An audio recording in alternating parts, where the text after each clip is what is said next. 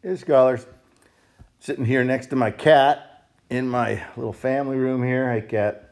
So, this to help you just read through this chapter. It's really good. It's very good. It's from this book here. It's part of this series of volumes by Kevin Starr, wonderful writer. Always with an eye toward cultural matters, and rather than wars and economics and stuff like that, he focuses in on what are sort of the central cultural transitions and key ideas, but he does it by looking at architecture and individual people and books and stuff. So this is really good. And so we've talked about this. This is in Santa Barbara is going to make this move from being this experimental sort of Spanish town into being a Americanized town. And here again, this is the sort of stuff he wants to talk about. And so go ahead and just sort of jump right in and enjoy it. He gives you a quick overview of the Spanish, but what he really wants to get to is this guy here.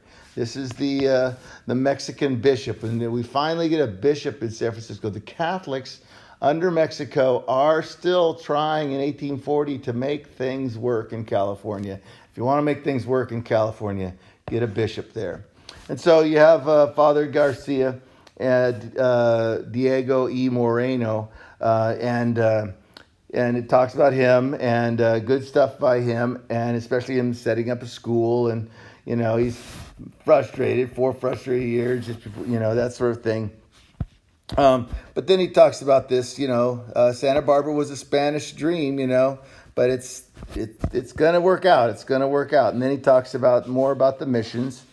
And does De La Guerra, does Hartnell, does Dana, and this is all a good reminder of stuff, and also adds to it.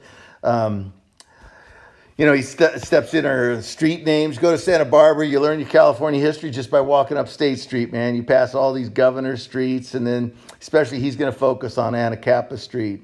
And this guy, the two people that he's really going to focus on here are Hollister over here. Hollister is the man of great wealth who comes in, wants to build a bunch of stuff. I don't know if your Hollister clothing is tied to him, but the Hollister town is named after this Hollister in Santa Barbara. And so this is a good story of Hollister. Hollister would count as one of these great wealthy people, like a robber baron type, but not, Hollister had a lot of vision. He wanted to set up a college, do some other things too. He's more like an Alonzo Horton here in San Diego. The great wealthy guy lives on his ranch out there right near UC Santa Barbara. Okay. And still again here he's talking about this dream, this idealization of Santa Barbara materializing. All right, so, and here's our buddy Nordhoff. You see, this chapter is really good. It talks about all sorts of stuff that we've been interested in and we've been going through, and it ties a lot of things together. And it talks about, but with the sight of these gifts of nature, one forgets that Santa Barbara is listless, the only cognizant of the fact that it is charming. Oh, man. Starr doesn't love Santa Barbara like I do. But yes, he can say it's listless in comparison to, like the dynamism of downtown Santa Barbara or downtown Los Angeles, because Starr really loved downtown San Francisco and downtown Los Angeles. So here's this narcoticized, Santa Barbara just sort of like gets everybody into this sort of Spanish past here, okay?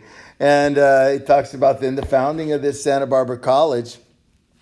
He's going to put all these people together. And this Sarah Cooper, we're going to talk about her husband is Elwood Cooper, and the town of Elwood right next to Isla Vista in UC Santa Barbara is the Cooper family estate. And they bring in a lot of, they're really interesting people, Sarah and Elwood Cooper at Elwood Ranch here. So this is good stuff. And then Helen Hunt Jackson here. Helen Hunt Jackson is really a key figure. We're going to talk about her in this book, Ramona, and its effects. And these are all progressives. These are progressive people looking to create stuff. Here's, Gertrude Atherton visiting the De La Guerra mansion, and we come down here. All these health things with a big hotel. And finally, we come to this, in this inn that's during the 1920s, Anacapa was materialized as a dream come true on the hillside of the channel. So this is a sort of progressive dream of a good society. And Santa Barbara is, because it's a tight place, you can't have the huge population, has always spent more time than most places in California emphasizing the creation of a genteel sort of what they perceive as the good New England middle class, upper middle class society, or even rich, a Newport. He talks about like a Rhode Island Newport. But really it's not, I don't think, a Newport like Rhode Island, but it is like Carmel. It's like Pasadena.